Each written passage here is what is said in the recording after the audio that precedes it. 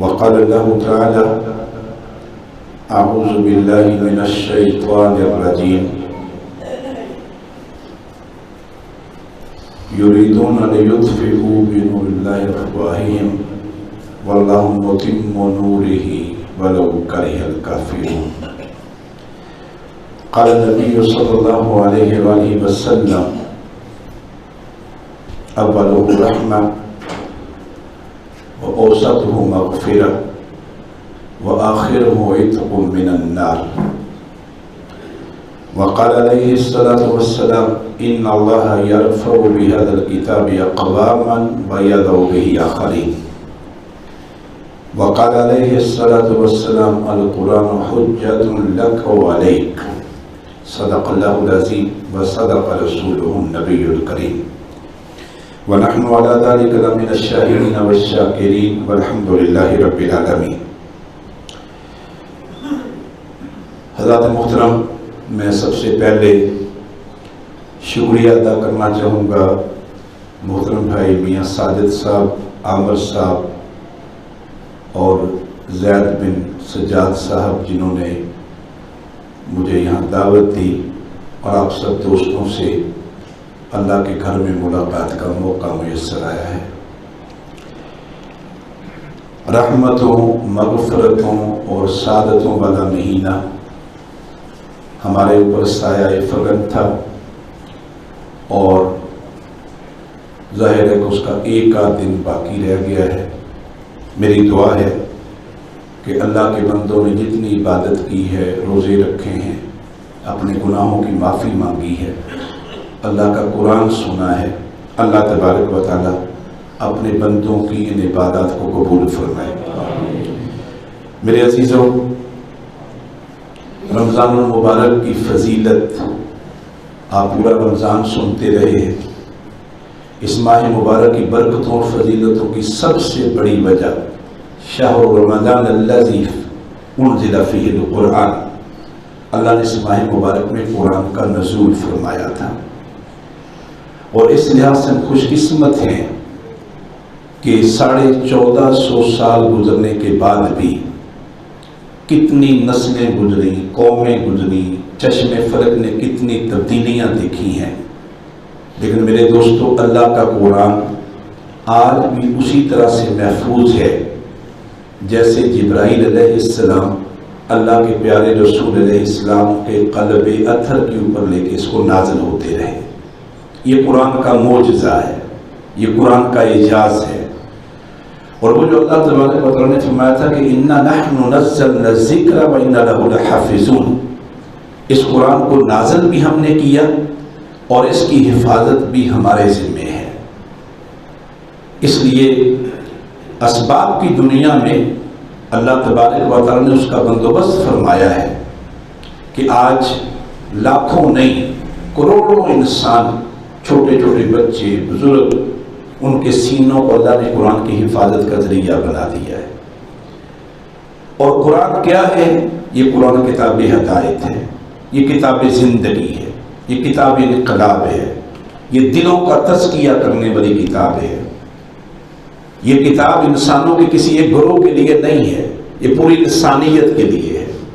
ہدایت اس سے وہی پائے گا ھدی للمتقین، جو اللہ سے ڈرنے والے ہوں گے، جو اللہ کو ماننے والے، جو اللہ پر ایمان رکھنے والے ہوں گے، وہ اس سے ہدایت پائیں گے. یہ اللہ کا قرآن ان کی زندگی کا مقصد بتلائے گا. تمہارے رب نے تمہیں پیدا کیوں کیا ہے، تمہیں روئے زمین پہ وجود کیوں بخشا ہے. یہ قرآن تمہیں ہدایت کا راستہ دکھائے گا، صراط مستقیم. اس لیے میرے دوستو، ان بابرکت گھڑیوں کو جو باقی رہ گئی ہیں، انہیں اپنے لیے بابرکت بنائیے. ان گھڑیوں کو اپنے لیے اپنے گناہوں کی بخشش کا ذریعہ بنائیے. اللہ کے پیارے رسول علیہ السلام مسجد میں داخل ہوئے اور آپ یوں منبر کے اوپر تشریف فرما ہونے لگے تو آپ نے پہلے زینے پہ قدم رنجا فرمایا، پھر دوسرے پہ، پھر تیسرے پہ، اور تینوں مواقع پہ آپ نے آمین کہا. اور آمین عربی کا لفظ ہے جس کے معنی یہ ہے کہ اے اللہ تو قبول فرما دے، اے اللہ آپ قبول فرما لیں. جب آپ نے 3 دفعہ آمین فرمایا اور آپ خطبے سے فارغ ہوئے تو ایک صحابی رسول نے پوچھا، اے اللہ کے رسول، آج آپ نے 3 دفعہ آمین کہا لیکن ہمیں سمجھ نہیں آئی کہ آپ نے کس کے جواب میں آمین کہا ہے؟ اللہ کے رسول علیہ السلام نے اس کے جواب میں ارشاد فرمایا میرے صحابہ، میں نے تینوں موقعوں پہ آمین کہا۔ جب میں نے پہلے زینے پہ قدم رکھا تو جبرائیل علیہ السلام تشریف لائے تھے، انہوں نے 3 بد دعائیں کی، دعا نہیں بد دعا۔ پہلی بد دعا یہ کی کہ وہ شخص تباہ ہو جائے کہ جس نے رمضان المبارک کا مہینہ پا لیا، رمضان کا مہینہ اس کے اوپر آیا لیکن رمضان المبارک کے ببرکت مہینے میں بھی اس شخص نے اپنے رب سے اپنے گناہوں کی معافی نہیں مانگی، وہ شخص تباہ ہو جائے۔ اللہ کے رسول علیہ السلام نے اس کے جواب میں فرمایا آمین، یعنی اے اللہ آپ اس بد دعا کو قبول فرما لیں۔ دوسری بد دعا، وہ شخص بھی تباہ ہو جائے جس کو بڑھاپے میں اس کے والدین اس کو ملیں، دونوں ملیں یا دونوں میں سے کوئی ایک، اور ان دونوں میں سے یا کسی ایک کی خدمت کر کے اپنے لیے جنت کا مستحق نہ بنا، اے اللہ وہ شخص بھی تباہ ہو جائے۔ اللہ کے رسول نے اس کے جواب میں فرمایا آمین۔ اور تیسرا فرمایا وہ شخص بھی تباہ ہو جائے جس کے سامنے میرا نام نامی اس میں گرامی آئے اور میرا نام سننے کے باوجود وہ میرے اوپر درود نہ پڑے، وہ شخص بھی تباہ ہو جائے۔ جبرائیل علیہ السلام نے بد دعا کی اور اللہ کے رسول نے فرمایا آمین، اور آپ کا نام نامی اس میں گرامی محمد رسول اللہ صلی اللہ علیہ وآلہ وسلم۔ درود کی بات ہے تو میں ایک اور حدیث آپ کے ساتھ شیئر کروں۔ ایک صحابی رسول نے فرمایا اللہ کے رسول علیہ السلام، اگر میں اللہ تبارک و تعالیٰ سے دعا مانگنے لگوں اور میں 3 حصے اللہ سے اپنی دعا مانگوں، اپنی حاجت مانگوں، اپنے گناہوں کی بخشش مانگوں اور 1 حصہ پر درود پڑھوں تو یہ کافی ہے؟ اللہ کے رسول نے فرمایا کہ کافی ہے، لیکن اگر درود میں کچھ اور اضافہ کر لو تو تمہارے لیے بہتر ہے۔ اس صحابی رسول نے پھر فرمایا اللہ کے رسول، اگر میں 2 حصے اللہ تبارک و تعالیٰ سے اپنی حاجت مانگوں اور 2 حصے آپ پر درود پڑھوں تو یہ کافی ہے؟ آپ نے فرمایا کافی ہے، لیکن اگر درود میں اضافہ کر لو تو تمہارے لیے اور بہتر ہے۔ اس صحابی رسول نے پھر کہا اللہ کے رسول، اگر میں 3 حصے آپ پر درود پڑھوں، صرف 1 حصہ اللہ تعالیٰ سے اپنی کو حاجت مانگوں، آپ نے فرمایا یہ بھی ٹھیک ہے، لیکن اگر درود میں اور اضافہ کر لو تو تمہارے لیے بہتر ہے۔ اور صحابی رسول نے پھر 4تھی بار فرمایا اللہ کے رسول، اگر میں سارا وقت ہی آپ پر درود پڑھوں، آپ نے فرمایا اگر سارا وقت درود پڑھو گے تو اللہ تمہاری ساری حاجتوں کو پورا فرما دے گا۔ میرے دوستو، اس لیے میں آپ سے یہ بات عرض کرنا چاہتا ہوں کہ قرآن یہ حبل اللہ ہے، یہ اللہ کی رسی ہے، اس کا ایک سرا آسمانوں میں اللہ تبارک و تعالیٰ کے پاس ہے اور اس کا دوسرا سرا اللہ کے بندوں کے پاس ہے، اور اس کا مطلب یہ ہے کہ اللہ کے بندوں اس اللہ کی رسی کو کمزور نہ ہونے دینا، اس کو ٹوٹنے نہ دینا۔ اگر یہ اللہ کی رسی تمہارے اور تمہارے رب کے درمیان کمزور ہو گئی تو اس کا مطلب یہ ہے کہ تمہارے رب سے تعلق کمزور ہو گیا، اس کا مطلب یہ ہے کہ تمہارے رب سے رشتہ ناتا ختم ہو گیا۔ کہ اللہ کی رسی کو ٹوٹنے نہ دینا، کمزور نہ ہونے دینا۔ میرے دوستو، اللہ کے پیارے رسول علیہ السلام رمضان المبارک کے مہینے میں آپ، حدیث کے الفاظ یہ ہیں کہ آپ اپنی کمر کس لیا کرتے تھے، کمر کس لیا کرتے، عبادت زیادہ، سخاوت زیادہ، تلاوت زیادہ، اللہ کے اذکار زیادہ۔ کوئی لمحہ اللہ کے رسول علیہ السلام اس میں سے کوئی لمحہ وہ اللہ کی عبادت کے بغیر، اللہ کے ذکر کے بغیر نہ، یہ حضور علیہ السلام اپنی کمر کو کس لیتے اور پھر آپ آخری اشرے میں اعتکاف فرماتے آپ نے میرے صحابہ یہ صبر کا مہینہ ہے، شہر الصبر، یہ صبر کا مہینہ ہے، بھوک پہ صبر، پیاس پہ صبر، حلال کاموں سے رک جانے پہ صبر، یہ صبر کا مہینہ ہے، اور صبر کا نتیجہ جنت ہے۔ یہ صبر کا مہینہ ہے اور صبر کا نتیجہ جنت ہے۔ اس لیے میرے دوستو، رمضان المبارک کی ان بابرکت گھڑیوں کو ہمیں یہ اپنے ذہنوں میں یہ بات تازہ رکھنی چاہیے کہ جو صبر اس مہینے کا ایک بہت اہم سبق ہے، شدت بھوک آ جائے، شدت پیاس آ جائے، کوئی چھوٹے سے چھوٹا بچہ بھی ہو تو وہ چھپ کر کے کہیں کچھ کھاتا نہیں ہے، پیتا نہیں ہے۔ کیوں؟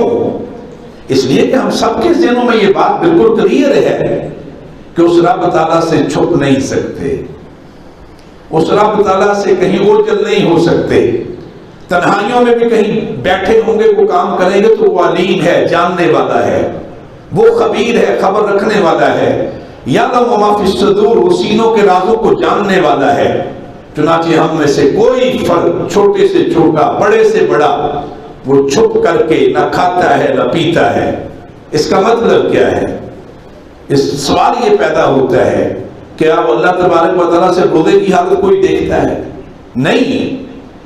اس سے جو اگلی بات سمجھ میں آتی ہے وہ یہ، ارے اللہ کے بندو، تم دنیا کی جس دائرے میں بھی ہو، تم تاجر ہو، تم وکیل ہو، تم ڈاکٹر ہو، تم انجینئر ہو، تم کسی جج کی منصب پہ بیٹھے ہو، تم کسی تھانے میں ہو، تم کسی حکمرانی کے منصب پہ فائز ہو، تم اپنی زندگی کے جس حصے میں بھی ہو، تمہارا کوئی عمل تمہارے رب سے چھپا ہوا نہیں ہے۔ تمہاری زندگی کا کوئی دائرہ تمہارے رب سے وہ پوشیدہ نہیں ہے، تم اپنے رب کے سامنے ہو۔ اس کو تقویٰ کہتے ہیں، اسی کا نام تقویٰ ہے میرے دوستو۔ اس لیے میں یہ عرض کر رہا ہوں کہ قرآن دلوں کا تزکیہ کرتا ہے، قرآن کردار کو سنوارتا ہے، قرآن اخلاق کو سنوارتا ہے، قرآن ایمان کو تر و تازہ رکھتا ہے، قرآن انسان کو اللہ کے راستے میں ثابت قدمی دیتا ہے۔ اور میں آپ کو بتانا چاہتا ہوں، خاص طور پہ نوجوانوں کو، نوجوانوں دور حاضر میں، خاص طور پہ اس نئی دنیا میں جو سوشل میڈیا کی دنیا ہے، جو معلومات کے تیز رفتار دنیا ہے، آج سے 25-30 سال پہلے کسی کو کسی برائی کا ارادہ کرنا ہوتا، برائی تک پہنچنا ہوتا، اس کو برائی کو تلاش کرنا پڑتا تھا، برائی کے لیے کہیں جانا پڑتا تھا، کہیں تک وہ دور کرنا پڑتی تھی۔ اب کیا ہے؟ اب میرے دوستو، ہر کسی کے ہاتھ میں ایک موبائل ہے، ایک کلک کے اوپر آپ جو کچھ دیکھنا چاہیں دیکھ سکتے ہیں۔ آپ چاہیں تو بے حیائی دیکھیں، عریانی دیکھیں، فحاشی دیکھیں، شیطانی تہذیب دیکھیں، جو کچھ دیکھنا چاہتے ہیں۔ اس کا مطلب کیا ہے؟ اس کا مطلب یہ ہے، خاص طور پہ نوجوانوں سے عرض کرنا چاہتا ہوں، کسی کو 5 منٹ میں ملے وہ اپنا موبائل لیتا ہے اور علیحدہ ہو جاتا ہے، وہ علیحدہ اس میں مگن ہو جاتا ہے۔ آپ کو کوئی دیکھنے والا نہیں، آپ کو کوئی ٹوکنے والا نہیں، والدین بھی آپ کو نہیں روک سکتے۔ تو پھر کون سی چیز ہے جو میری نئی نسل کو یہ بتلائے گی کہ نیکی کیا ہے اور بدی کیا ہے، خیر کیا ہے اور شر کیا ہے، حق کیا ہے اور باطل کیا ہے، اللہ کا راستہ کیا ہے اور شیطان کا راستہ کون سا ہے؟ میرے دوستو یاد رکھیے، ایک ہی چیز ہے جو اس نئی نسل کو، ان نوجوانوں کو، میری اولاد کو، میرے گھر کو، میرے بیٹوں کو، میری بیٹیوں کو صراط مستقیم پہ رکھ سکتی ہے۔ وہ کیا ہے؟ وہ اللہ کا قرآن ہے، اللہ کا قرآن، اللہ کے قرآن کا فہم، اللہ کے قرآن کا نور، اللہ کے قرآن کے ساتھ جوڑنا۔ اللہ کے قرآن کے ساتھ جڑیں گے تو وہی شعور دے گا، وہی فہم دے گا، وہی نیکی اور بدی کی تمیز بتلائے گا۔ اور میں آپ کو بتانا چاہتا ہوں کہ اللہ کے رسول علیہ السلام نے فرمایا کہ قیامت والے دن کچھ لوگ اللہ کی عدالت میں لائے جائیں گے، جب آ رہے ہوں گے تو ان کے پاس تہامہ پہاڑ کی طرح نیکیاں ہوں گی۔ تہامہ پہاڑ، یہ تہامہ مکہ اور جدہ کے بیچ میں پہاڑی سلسلے کو کہتے ہیں، تو یعنی پہاڑوں کے برابر نیکیاں۔ لیکن جیسے جیسے اللہ کی عدالت میں پہنچیں گے تو وہ ساری نیکیاں ان کی ہواؤں میں اڑا دی جائیں گی، نیکیاں غارت ہو جائیں گی، دیکھتے ہی دیکھتے وہ تنہا رہ جائیں گے، کوئی نیکی پاس نہیں ہوگی۔ کہاں وہ منظر کے نیکیاں تہامہ پہاڑ کے برابر، اور کہاں وہ اللہ کے کوئی نیکیاں پاس ہی نہیں ہیں۔ صحابہ نے پوچھا اللہ کے رسول علیہ السلام یہ کون لوگ ہوں گے؟ تو آپ نے کیا ارشاد فرمایا؟ اب نہ سنیے میرے صحابہ، یہ تم میں سے ہوں گے، یہ تم جیسے ہوں گے، تمہاری طرح روزے رکھتے ہوں گے، باتیں کرتے ہوں گے، نماز پڑھتے ہوں گے۔ اللہ کے رسول پھر کیا وجہ ہوگی؟ فرمایا تمہارے ساتھ نیکی کے کاموں میں شریک ہوتے ہوں گے، اور جو ہی تم سے علیحدہ ہوتے ہوں گے تو تنہائی کی برائیوں میں مبتلا ہو جاتے ہوں گے۔ تنہائی کی برائیاں، میری بات سمجھ آ رہی ہے جی؟ میں آپ سے پوچھ رہا ہوں، سمجھ آ رہی ہے؟ تنہائی کی برائیاں، یاد رکھیے یہ موبائل کی دنیا یہ تنہائی ہے، پوری رات اس کے اوپر بیٹھے رہنا، کوئی پوچھنے والا نہیں، کوئی ٹوکنے والا نہیں، کوئی دیکھنے والا نہیں، آپ ہیں، آپ کا رب ہے۔ میرے دوستو یاد رکھیے کہیں ایسا نہ ہو کل قیامت والے دن اللہ کے حضور پیش ہوں اور جتنی نیکیاں ہیں وہ ساتھ ہوں ہی نہ۔ اس لیے اپنی تنہائیوں کو پاکیزہ بنائیے، اپنی تنہائیوں کو پاکیزہ بنائیے، اپنی آنکھوں کو پاکیزہ بنائیے، اپنے دل کو پاکیزہ بنائیے، اپنے خیالات کو پاکیزہ بنائیے، پراگندہ نہ کیجیے۔ اور یاد رکھیے جب ایک انسان اپنی آنکھوں سے گندگی کو دیکھتا ہے اس کے نتیجے میں اس کا دماغ پراگندہ ہو جاتا ہے، اس کے نتیجے میں اس کے قلب کے اوپر سیاہ دھبے لگنا شروع ہو جاتے ہیں، اور پھر دھبے لگتے جب دل سیاہ ہو جاتا ہے پھر یہ دل نیکی کو قبول نہیں کرتا، پھر یہ خیر کو قبول نہیں کرتا، پھر حق کو جذب نہیں کرتا۔ میرے دوستو اسی لیے اللہ کے رسول علیہ السلام نے اپنے رب سے مانگا قلبا خاشعا، یا اللہ مجھے اپنے سے ڈرنے والا دل عطا فرما، یا اللہ مجھے قلبا خاشعا ڈرنے والا دل عطا فرما۔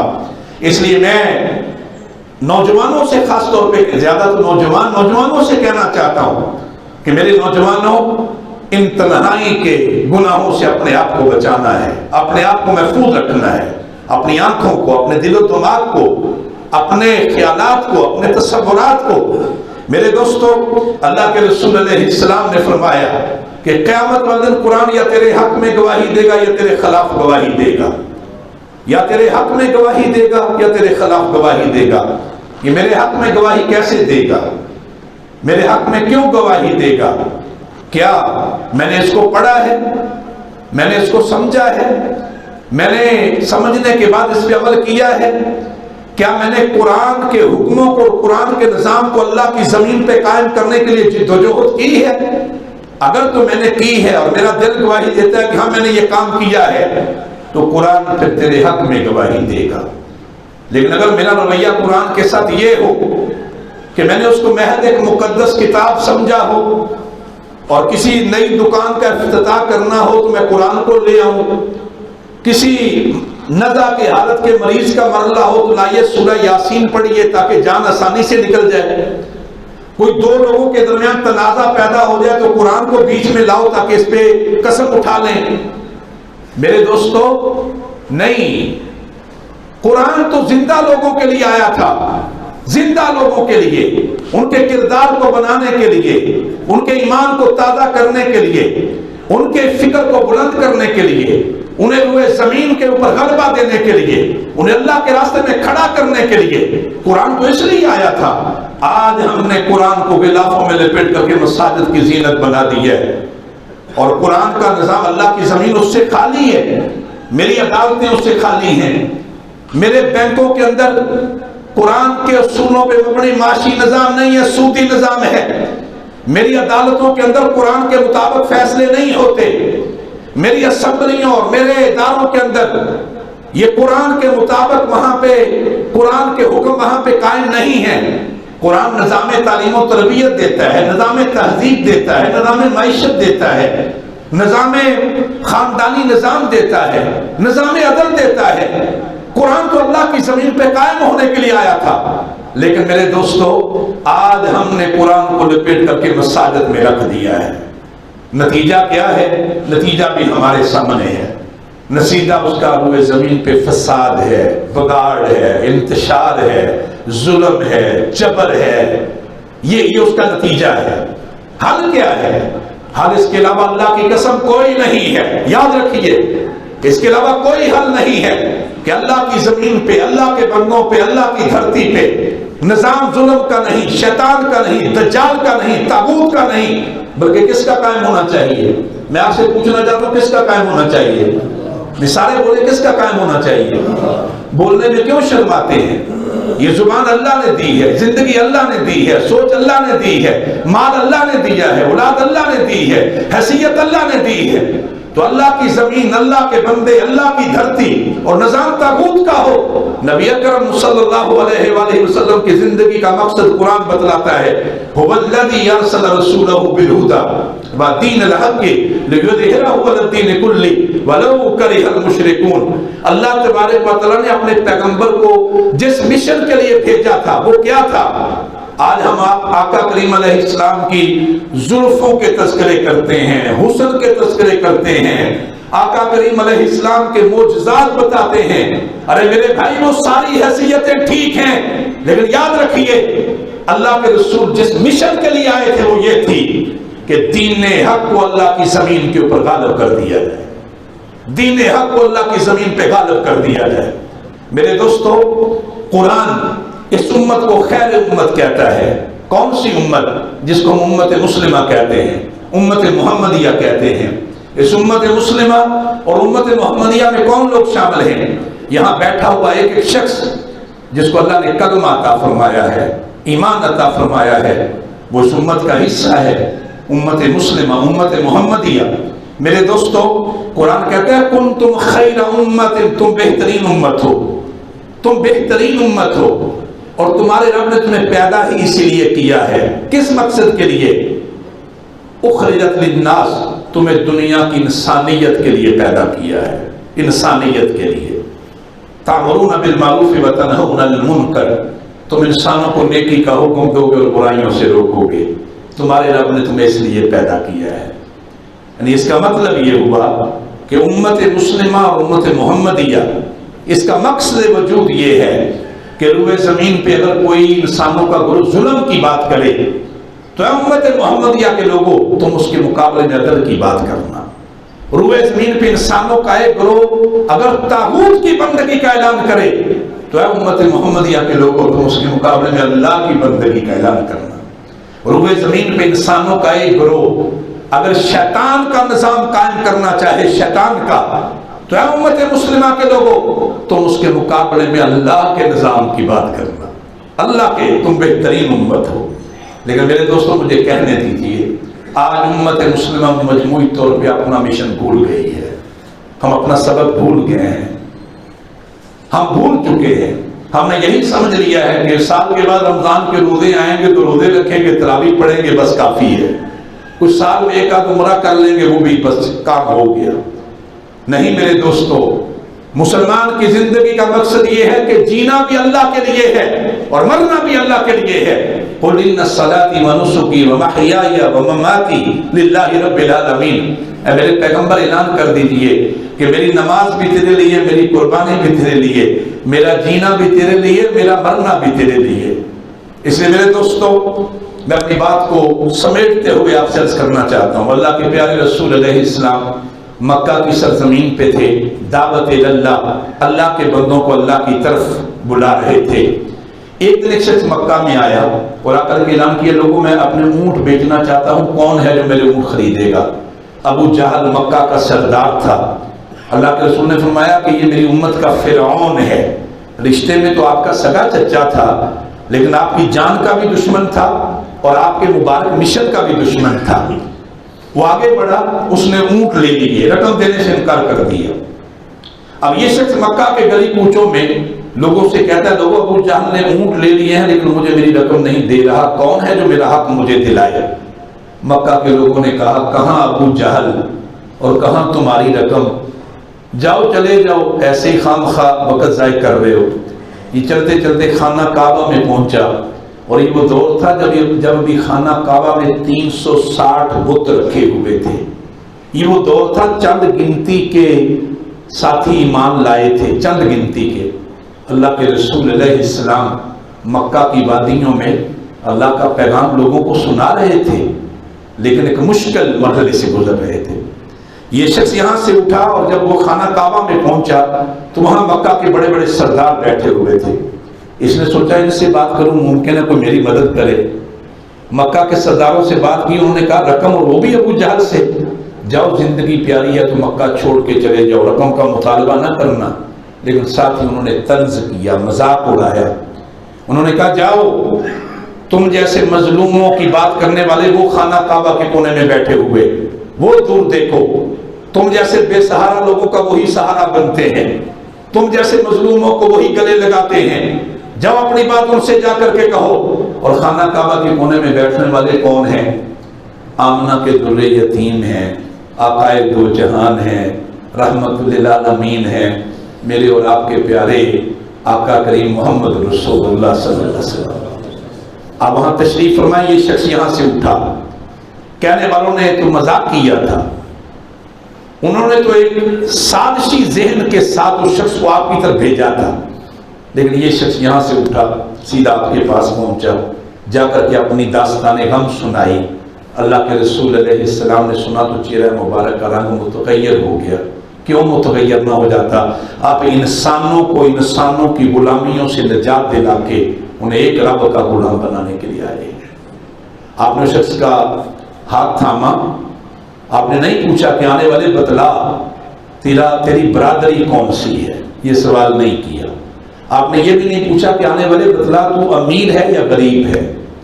سوال یہ بھی نہیں پوچھا کہ آنے والے بتلا تو مسلمان ہے یا کافر ہے. سوال یہ بھی نہیں کیا. یہ کون ہے؟ یہ آقا کریم محمد رسول اللہ صلی اللہ علیہ وسلم ہے. آپ نے شخص کا ہاتھ تھاما، ابو جہل کے گھر کی طرف روانہ ہو گئے. ابو جہل کے گھر کے دروازے پہ پہنچے، جا کے دروازہ کھٹکھٹایا. اندر سے آواز آئی کون ہو؟ فرمایا محمد رسول اللہ صلی اللہ علیہ وآلہ وسلم. ابو جہل نے سنا تو پاؤں تلے سے زمین نکل گئی. کیوں نہ زمین نکل جاتی؟ جاء الحق وزهق الباطل ان الباطل کان زهوقا. جب حق آ جائے پھر باطل مٹ جاتا ہے.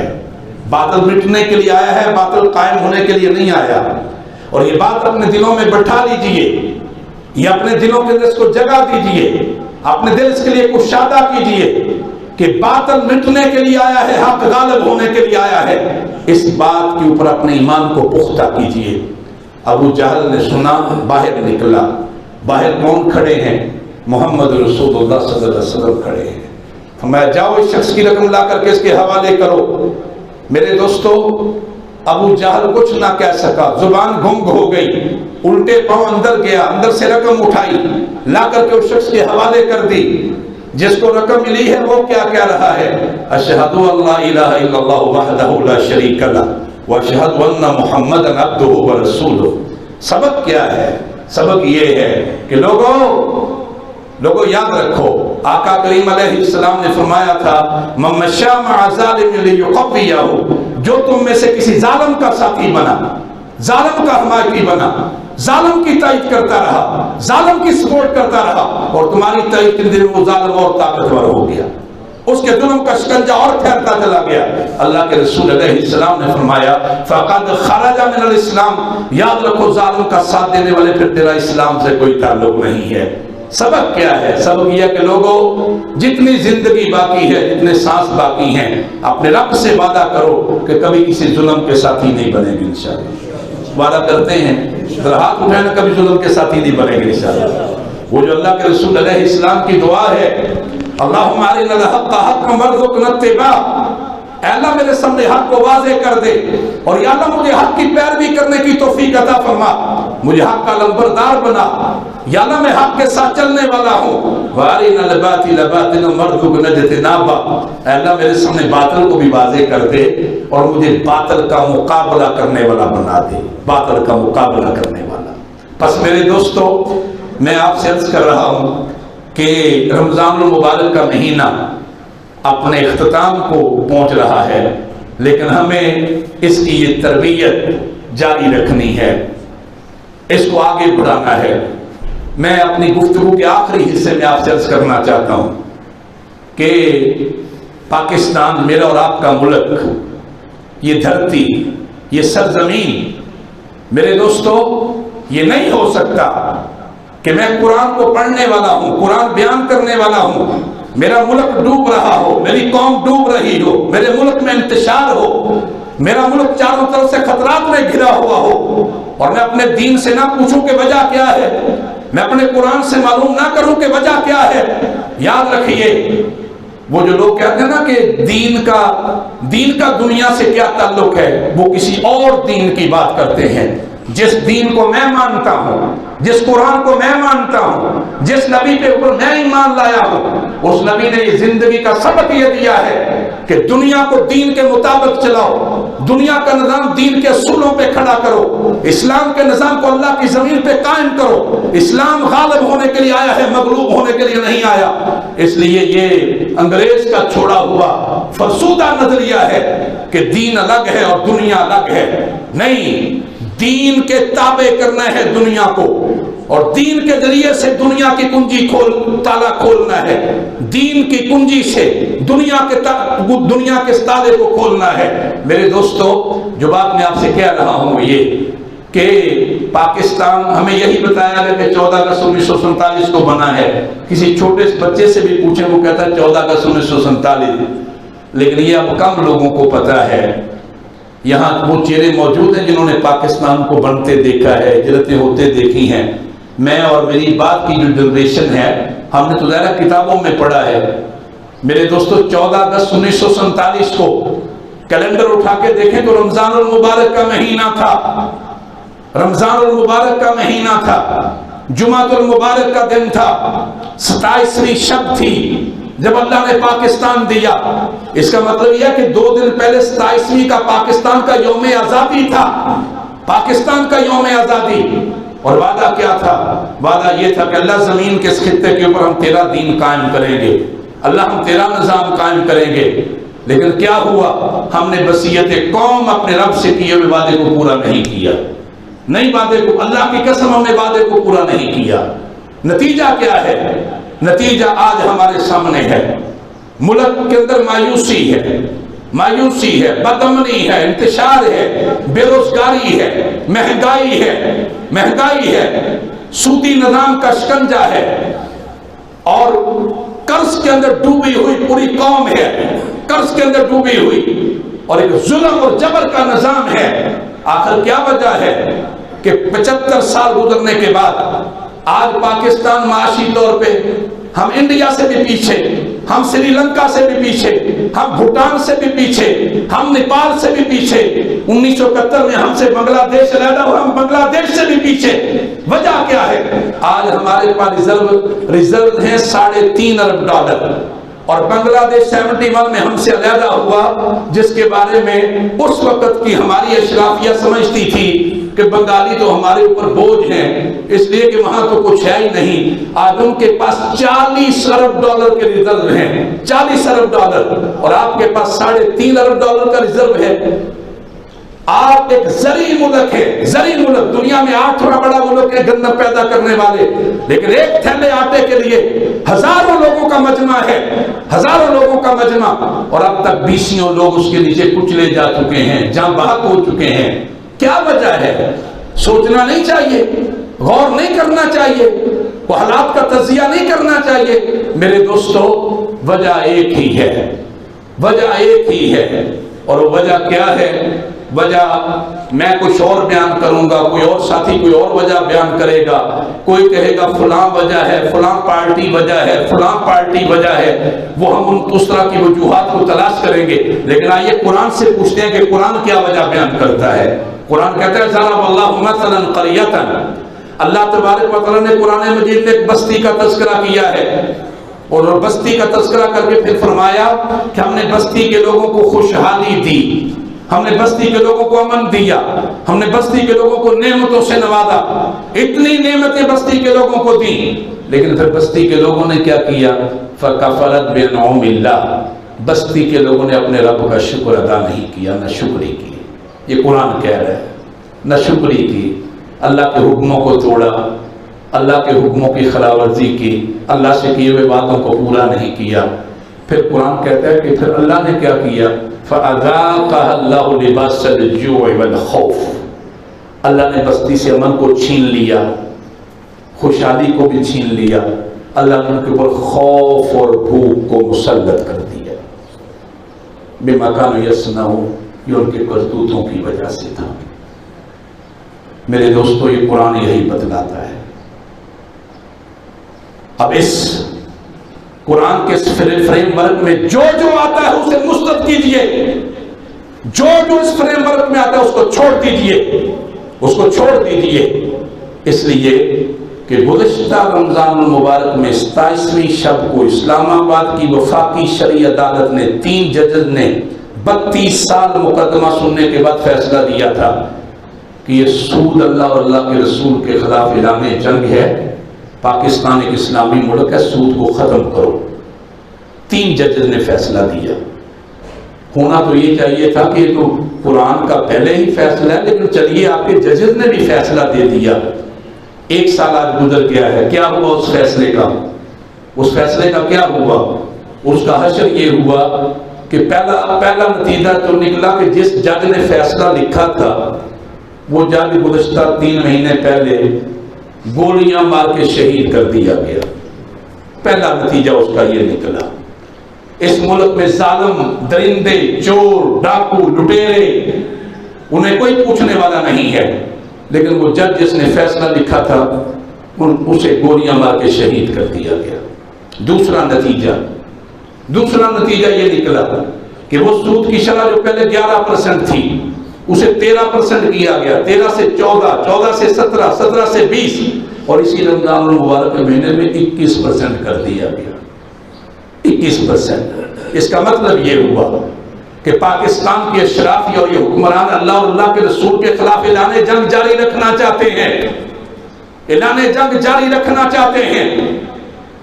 آپ کا ٹوٹل بجٹ 1100 ارب ہے، 1100 ارب میں سے 11,000 ارب، اور اس میں سے 4,000 ارب آپ ہر سال اٹھا کے سود کے لیے دے دیتے ہیں۔ 4,000 ارب آتا کہاں سے ہے؟ غریب کی جیب سے، مزدور کی جیب سے، وہاں سے نکلتا ہے۔ یہ جاتا کہاں ہے؟ بڑے بڑے مگرمچھوں کی جیبوں میں، بڑے بڑے ساہوکاروں کی جیبوں میں۔ میرے دوستو، یہ سودی نظام ختم ہونا چاہیے یا نہیں ہونا چاہیے؟ میں آپ سے پوچھنا چاہتا ہوں، ختم ہونا چاہیے یا نہیں ہونا چاہیے؟ سودی نظام بھی جاری ہے، قرآن کی تلاوتیں بھی جاری ہیں۔ اللہ کو یہ دو عملی پسند نہیں ہے۔ یہ کوئی قوم کرے، کوئی فرد کرے، اللہ کو دو عملی پسند نہیں ہے۔ میرے دوستو، اس لیے میں اپنی بات کو اختتام کی طرف لے جاتے ہوئے یہ کہہ رہا ہوں کہ آئیے، آج بھی پاکستان کے بحرانوں سے نکلنے کا ایک ہی راستہ ہے کہ پاکستان کے مسلمانوں قرآن کی طرف پلٹ آؤ، اللہ کی طرف لوٹ آؤ، اللہ کے پیارے حبیب کی طرف لوٹ آؤ، نظریے کے ساتھ آ جاؤ، اللہ سے کیے ہوئے وعدے کو پورا کرو۔ اللہ آج بھی تمہیں بار بار توجہ دلا رہا ہے، بار بار تمہیں بار بار تنبیہ کر رہے ہیں۔ ابھی پچھلے دنوں زلزلہ آیا ہے، ہم سب کہیں نہ کہیں موجود تھے گھر میں کسی جگہ۔ وہ چند لمحوں کے زلزلے کے نتیجے میں ہم میں سے کئی لوگ ہوں گے کہ جب وہ زلزلہ آیا تو بلڈنگ میں سے بھاگے، جوتا بھی نہیں پہنا۔ عفت ماں بیٹیاں، بہنیں، عورتیں، وہ دوپٹہ بھی سر پہ نہ اڑ سکیں، وہ باہر کو دوڑی۔ میرے دوستو، یہ کیا ہے؟ اللہ کی وارننگ ہے، اللہ کی وارننگ ہے۔ سنبھل جاؤ، سدھر جاؤ، میری طرف لوٹ آؤ، میری طرف آ جاؤ۔ یہ جو مہنگائی ہے، بے روزگاری ہے، یہ جو قحط ہے، یہ کیا ہے؟ یہ اللہ کی طرف سے تنبیہ ہے، سدھر جاؤ، سنبھل جاؤ۔ اس لیے میں آپ سے یہ بات عرض کرنا چاہتا ہوں کہ رمضان المبارک کا مہینہ عمل کا پیغام دے رہا ہے، عمل کا، بے عملی کا نہیں، عمل کا پیغام دے رہا ہے۔ اور وہ جو حدیث ہے اس میں کے بعد کو ختم کر رہا ہوں۔ ایک صحابی رسول آئے اور آ کے پوچھا، اللہ کے رسول متى الساعة، اللہ کے رسول قیامت کب آئے گی؟ یہ ہم بھی ایک دوسرے سے کہتے ہیں نا کہ قیامت کی یہ نشانی بھی پوری ہو گئی ہے، یہ بھی پوری ہو گئی ہے۔ صحابی رسول نے پوچھا قیامت کب آئے گی؟ اللہ کے رسول علیہ السلام نے جو جواب دیا وہ سنیے۔ آپ نے فرمایا اذا زیت الامانہ، جب امانتیں ضائع ہونے لگیں، فانتظر الساعة، پھر قیامت کا انتظار کرنا۔ صحابی رسول کی تشفی نہیں ہوئی۔ پھر پوچھا اللہ کے رسول ما اضاعتها، یہ امانتوں کا ضائع ہونے کا مطلب کیا ہے؟ اللہ کے رسول نے بات کو مزید واضح فرمایا اذا وسد الامر الى غیر اہلہ، جب تم اپنے معاملات نااہل لوگوں کے سپرد کر دو گے، جب تمہارے معاملات کی نگرانی ظالموں، لٹیروں، سود خوروں اور بددیانتوں کے حوالے ہو جائے گی، فانتظر الساعہ، پھر قیامت کا انتظار کرنا، پھر قیامت کا انتظار کرنا۔ لوگوں، اپنے اجتماعی معاملات کی نگرانی کبھی کسی ظالم اور لٹیرے کے ہاتھ میں نہ دینا، کبھی کسی بددیانت کے ہاتھ میں نہ دینا، کبھی کسی سود خور کے ہاتھ میں نہ دینا، اپنی تائید کبھی کسی ایسے بندے کو نہ دینا، اس لیے کہ اللہ کے رسول علیہ السلام نے فرمایا کہ جب ایسا کرو گے تو گویا تم اپنے اوپر ظلم کرو گے، ظلم کرو گے۔ آؤ میرے دوستو، آئیے اس بات کا عہد کریں، اپنے رب سے وعدہ کریں کہ اللہ جتنی زندگی باقی ہے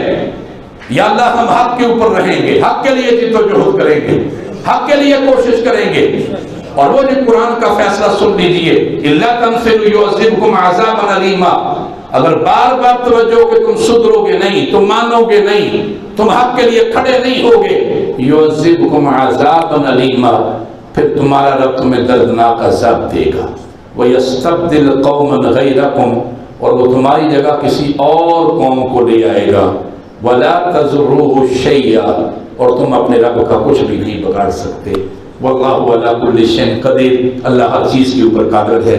اللہ تبارک و تعالیٰ سے دعا ہے یا رب العالمین اس ماہ مبارک کو ہمارے انفرادی اور اجتماعی گناہوں کو معافی کا ذریعہ بنا دے۔ یا اللہ اس ماہ مبارک کی اس امت کو، اس قوم کو یا اللہ حق کے اوپر اکٹھا کر دے، اور یا اللہ اس دھرتی اور اس سرزمین پہ ہمیں سیکولرزم نہیں، ہمیں بے دینی نہیں، ہمیں لبرلزم نہیں، ہمیں طاغوت کا نہیں، ہمیں اپنا جسم اپنی مرضی کی لعنت نہیں۔ یا اللہ ہمیں اس دھرتی پہ اسلام کا مبارک نظام عطا فرما، یا اللہ ہمیں اس کے لیے جد و جہد کی توفیق عطا فرما۔ یا رب العالمین وہ جو حضور کا مشن ہے، یا اللہ ہم اس مشن کا نمبردار بنا۔ اور آخری بات کہہ رہا ہوں، قرآن کہتا ہے ان هذه امتکم امۃ واحدہ، یہ ایک ہی امت ہے، یہ ایک ہی امت ہے۔ آج ہمارے دشمن کی سازش یہ ہے کہ امت جس کی بنیاد کلمہ لا الہ الا اللہ محمد رسول اللہ ہے، جس کی بنیاد اللہ کی توحید ہے، اللہ کی توحید، جس کی بنیاد محمد رسول اللہ صلی اللہ علیہ وسلم کی رسالت ہے، جس کی بنیاد اللہ کا قرآن ہے، جس کی بنیاد یوم آخرت ہے، یہ امت دشمن کی سازش یہ ہے اس امت کو ٹکڑوں میں بانٹو، ٹکڑوں میں بانٹو، کہیں لسانیت کے نام پہ، کہیں وطنیت کے نام پہ، کہیں قومیت کے نام پہ، کہیں مسلکوں اور فرقوں کی بنیاد پہ اس امت کو ٹکڑوں میں بانٹو اور ان کو دستوں گریباں کرو۔ نہیں میرے دوستو، ان هذه امتکم امۃ واحدہ، یہ ایک ہی امت ہے، اس امت کو اکٹھا ہونا ہوگا۔ اللہ خالقنا، اللہ ہمارے خالق ہیں، والرسول قائدنا، رسول ہمارے قائد ہیں، والقرآن دستورنا، قرآن ہمارا دستور ہے، والجہاد سبیلنا، اللہ کے راستے میں جد و جہد ہمارا راستہ ہے، یہی ہمارا راستہ ہے۔ اور ان بنیادوں کے اوپر امت کو اکٹھا کیجئے، امت کو متحد کیجئے۔ انشاءاللہ میں ایمان کی بنیاد پہ کہہ رہا ہوں، مغرب کے پاس اور یورپ کے پاس، مغربی دنیا کے پاس انسانیت کو دینے کے لیے کچھ نہیں ہے۔ ان کے پاس جھوٹ ہے، فریب ہے، دجل ہے، ان کے پاس شیطانی تہذیب ہے، گندگی ہے۔ لوگوں، دنیا کو دینے کے لیے جو کچھ بھی ہے وہ آپ کے پاس ہے، اور وہ کیا ہے؟ وہ اللہ کا دین ہے، وہ پاک نظریہ ہے، وہ مبارک نظام ہے۔ انشاءاللہ اللہ کے دین کو اللہ کی زمین پہ غالب آنا ہے۔ ذرا سارے کہنا انشاءاللہ آنا ہے، انشاءاللہ آنا ہے۔ جب وہ انشاءاللہ آنا ہے تو میرے دوستو پھر سوال یہ نہیں ہے کہ وہ کل آئے یا پرسوں آئے، سوال یہ ہے کہ جب اس دین نے غالب آنا ہے تو جب اللہ نے مجھے اور آپ کو زندگی جیسے حصے میں دی ہے، میں نے کیا کیا ہے، آپ نے کیا کیا ہے، آپ نے کیا کیا ہے؟ میرے دوستو، یہ جو عزت اللہ نے دی ہے، یہ جو حیثیت دی ہے، یہ عزت اور حیثیت اللہ نے دی ہے، کسی اور نے نہیں۔ یہ مال اسی نے دیا ہے، کسی اور نے نہیں۔ یہ اولاد اسی نے دی ہے، کسی اور نے نہیں۔ یہ قبیلہ اسی نے دیا، کسی اور نے نہیں۔ تو یہ عزت اللہ نے دی ہے، حیثیت، اس عزت اور حیثیت کو کبھی ظالم کے پلڑے میں نہ ڈالیے، اسے ہمیشہ حق کے پلڑے میں ڈالیے، اسے ہمیشہ سچ کے پلڑے میں ڈالیے۔ انشاءاللہ اللہ کی زمین اور اللہ کی دھرتی پہ اسلام غالب آ کے رہے گا۔ اللہ کے رسول علیہ السلام کا فرمان مبارک ہے، الاسلام یعلو ولا یعلی علیہ، اسلام غالب ہونے کے لیے آیا ہے، مغلوب ہونے کے لیے نہیں آیا۔ اللہ تبارک و تعالی ہمیں اس راستے میں جد و جہد کی توفیق عطا فرمائے، اور اللہ تبارک و تعالی ان بابرکت گھڑیوں میں، رمضان کے مہینوں میں جو ماحول بنا ہے، اس ماحول کو ہمیں اپنی گلیوں میں، محلوں میں، بازاروں میں، بستیوں میں، اپنے گھروں میں اللہ اس ماحول کو جاری رکھنے کی توفیق عطا فرمائے۔ بہت شکریہ، جزاکم اللہ۔ اقول قولی ھذا استغفر اللہ لی ولکم ولسائر المسلمین۔